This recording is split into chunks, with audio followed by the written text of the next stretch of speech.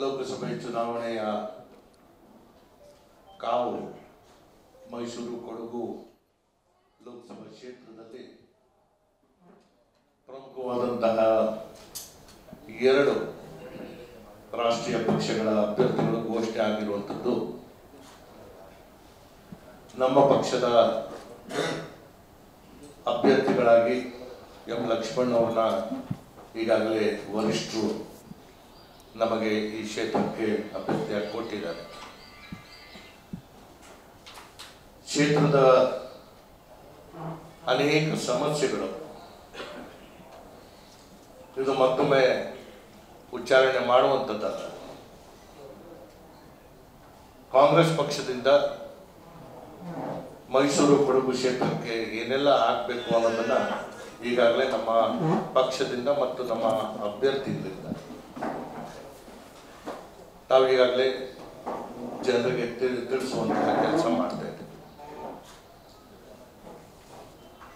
ಬಿಜೆಪಿಯ ಅಭ್ಯರ್ಥಿಯು ಘೋಷಣೆ ಆಗಿದೆ.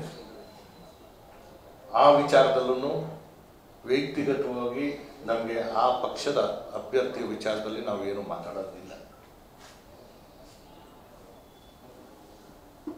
ಹಾಲಿ ಇದ್ದಂತಹ ಸಂಸದರಿಗೆ ಟಿಕೆಟ್ ಸಿಕ್ಕಿಲ್ಲ. ಆ ವಿಚಾರಕ್ಕೂ ನಾವು ಹೆಚ್ಚಾಗಿ ಪ್ರಸ್ತಾಪ ಮಾಡಕ್ಕೆ ಹೋಗಲ್ಲ. ಬಹಳ ನೇರ ಈ ಬಾರಿಯ ನಮ್ಮ ಚುನಾವಣೆ ಜನರ ಸಮಸ್ಯೆಗಳಿಗೆ ಸ್ಪಂದನೆ ಮಾಡುವಂಥದ್ದಕ್ಕೆ ನಮ್ಮ ಅಭ್ಯರ್ಥಿ ಜನರ ಬಳಿ ಎಷ್ಟು ಪ್ರಮಾಣದಲ್ಲಿ ಲಭ್ಯ ಆಗ್ತದೆ, ಇತರೆ ಅಭ್ಯರ್ಥಿಗಳನ್ನ ಹೋಲಿಕೆ ಮಾಡಿದಂತಹ ಸಂದರ್ಭದಲ್ಲಿ ಸಾಮಾನ್ಯ ಕಾರ್ಯಕರ್ತರಿಗೆ ನಾವು ಜನರ ಮಧ್ಯೆ ಬಿಟ್ಟಿದ್ದೀವಿ. ರಾಜ್ಯ ಸರ್ಕಾರದ ಅನೇಕ ನಮ್ಮ ಯೋಜನೆಗಳು ಮನೆ ಮನೆಗೂ ಸಮಸ್ಯೆಗಳನ್ನ ಇರುವಂಥದ್ದು, ಆ ಮನಗಂಡು ಬಡತನವನ್ನು ನಿರ್ಮೂಲನೆ ಮಾಡುವಂಥದ್ದಕ್ಕೆ, ಹಸಿವು ಮುಕ್ತ ಕರ್ನಾಟಕ ಮಾಡುವಂಥದ್ದಕ್ಕೆ ನಮ್ಮ ಯೋಜನೆಗಳು ಜನರಿಗೆ ಸಹಕಾರಿ ಆಗ್ತಾ ಇದೆ ಅನ್ನೋದು ನಮ್ಮೆಲ್ಲರ ನಂಬಿಕೆ. ಸೈದ್ಧಾಂತಿಕವಾಗಿ ನಾವು ಏನು ಜಾತ್ಯತೀತ ನಿಲುವನ್ನು ನಾವು ಪಕ್ಷ ಇಟ್ಕೊಂಡಿದೆ. ಸಂವಿಧಾನದ ಅಸ್ತ್ರವನ್ನು ಇನ್ನು ಬಿಗಿಗೊಳಿಸಿ ಜನರ ರಕ್ಷಣೆ ಕೊಡುವಂತಹ ಸಂಕಲ್ಪ ನಾವು ಈಗಾಗಲೇ ಮಾಡಿಕೊಂಡಿದ್ದೇವೆ. ಜೊತೆಗೆ ಜಾತಿ ಧರ್ಮ ಈ ಎಲ್ಲದಕ್ಕಿಂತ ಮಿಗಿಲಾಗಿ ಜನರು ಇವತ್ತು ಏನು ಬಡತನದಲ್ಲಿ ಕಷ್ಟದಲ್ಲಿದ್ದಾರೆ ಆ ಸ್ಪಂದನೆ ಮಾಡುವಂಥದ್ದಕ್ಕೆ ನಮ್ಮ ಸರ್ಕಾರ, ಕಾಂಗ್ರೆಸ್ ಸರ್ಕಾರ ಕೊಟ್ಟಿರುವಂತಹ ಅನೇಕ ಯೋಜನೆಗಳು ಇದು ಯಾವುದೇ ಲಿಂಗ ಭೇದವಿಲ್ಲದೆ, ಜಾತಿ ಧರ್ಮದ ಭೇದವಿಲ್ಲದೆ, ಬಡತನದಲ್ಲಿ ಕಷ್ಟದಲ್ಲಿ ಇರುವಂತಹ ಎಲ್ಲರಿಗೂ ಎಲ್ಲ ಕುಟುಂಬಗಳಿಗೂ ಮುಟ್ಟುವಂತಹ ಕೆಲಸ ನಮ್ಮ ಸರ್ಕಾರ ಮಾಡಿದೆ.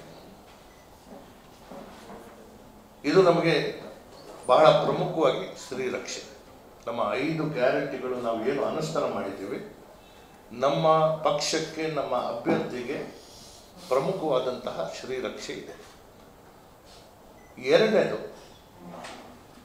ಕಾಫಿ ಬೆಳೆಗಾರರ ಸಮಸ್ಯೆ ಇರಬಹುದು, ತಂಬಾಕು ಬೆಳೆಗಾರರ ಸಮಸ್ಯೆ ಇರಬಹುದು. ಮೈಸೂರಿಗೆ ಅಂತಾರಾಷ್ಟ್ರೀಯ ಮಟ್ಟದಲ್ಲಿ ಮಾನ್ಯತೆ ಪಡೆಯುವಂಥದ್ದಕ್ಕೆ ಅನೇಕ ಯೋಜನೆಗಳನ್ನ ನಾವು ಏನು ರೂಪಿಸ್ಕೋಬೇಕು.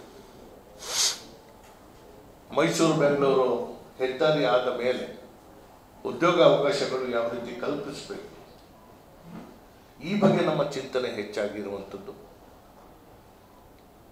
ನಮಗೆ ವ್ಯಕ್ತಿಗತವಾಗಿ ಅಥವಾ ರಾಜಕೀಯ ಸಿದ್ಧಾಂತಗಳನ್ನ ಮುಂದಿಟ್ಕೊಂಡು ನಾವು ರಾಜಕಾರಣ ಮಾಡೋರಲ್ಲ. ವ್ಯಾಲ್ಯೂ ಬೇಸ್ಡ್ ಪಾಲಿಟಿಕ್ಸ್ ಮೈಸೂರಿಂದ ನಾವು ಪ್ರಾರಂಭ ಮಾಡಬೇಕು. ದ್ವೇಷದ ಮತ್ತು ಈ ವಿಷದ ಬೀಜವನ್ನು ಬಿತ್ತಿ ನಾವು ರಾಜಕಾರಣ ಮಾಡುವಂಥವ್ರು ಅಲ್ಲ. ಸರ್ವರಿಗೂ ರಕ್ಷಣೆ ಕೊಡುವಂಥದ್ದು, ಸರ್ವರಿಗೆ ಬೆಳೆಯುವಂಥ ಅವಕಾಶ ಮಾಡಿಕೊಡ್ಬೇಕಾಗಿರುವಂಥದ್ದು. ಈ ಆಧಾರದ ಮೇಲೆ ನಮ್ಮ ಚುನಾವಣಾ ಪ್ರಣಾಳಿಕೆ ಕೂಡ ನಾವು ಸಿದ್ಧಪಡಿಸುವಂಥದ್ದಾಗುತ್ತೆ. ಈಗಾಗಲೇ ಶೈಕ್ಷಣಿಕವಾದಂತಹ ಕ್ಷೇತ್ರದಲ್ಲಿ ಮೈಸೂರಿಗೆ ಕೊಟ್ಟಿರುವಂತಹ ಅಪಾರವಾದಂತಹ ಕೊಡುಗೆ ಹಿಂದೆ ಕಾಂಗ್ರೆಸ್ ಸರ್ಕಾರ ಇದ್ದಾಗ ಏನು ಮಾಡಿದ್ದೀವಿ, ಈಗ ಮತ್ತೆ ನಾವು ಏನು ಮಾಡ್ತಾ ಇದ್ದೀವಿ.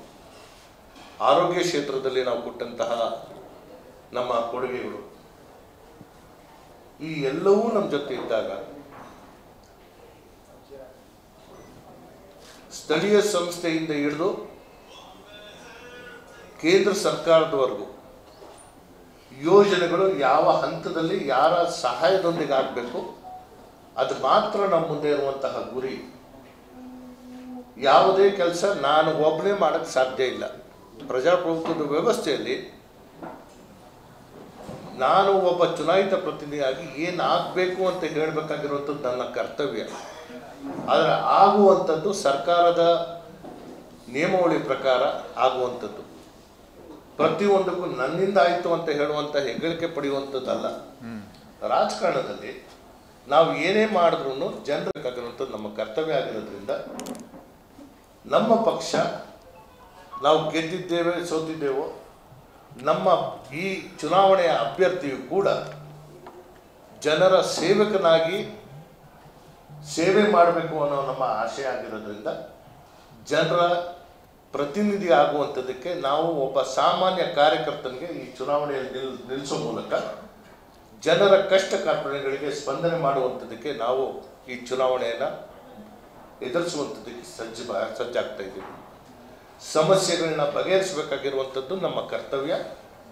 ಜನರ ಕಷ್ಟ ಕಾರ್ಪಣ್ಯಗಳಿಗೆ ಸ್ಪಂದಿಸಬೇಕಾಗಿರುವಂಥದ್ದು ನಮ್ಮ ಕರ್ತವ್ಯ ಆಗಿರೋದ್ರಿಂದ ನಮ್ಮ ಅಭ್ಯರ್ಥಿ ಜನರ ಸೇವಕನಾಗಿ ಹೊರಗೆ ಬರ್ತಾನೆ ಅನ್ನೋ ನಮ್ಮ ವಿಶ್ವಾಸದೊಂದಿಗೆ ನಾವು ಲಕ್ಷ್ಮಣ್ ಅವರ ಏನು ಉಮೇದುವಾರಿಕೆ ಇದೆ ಅದನ್ನು ಬೆಂಬಲಿಸಿ ನಮ್ಮ ಈ ಮಾಧ್ಯಮದ ಗೋಷ್ಠಿಯ ಮೂಲಕ ನಾವು ಸಂಪೂರ್ಣವಾದಂತಹ ಸಹಾಯ ಮತ್ತು ಸಹಕಾರ ನೀಡುವಂಥದ್ದಕ್ಕೆ ಮುಂದಾಗ್ತಾ ಇದ್ದೀವಿ. ಹರೀಶ್ ಗೌಡ್ರೆ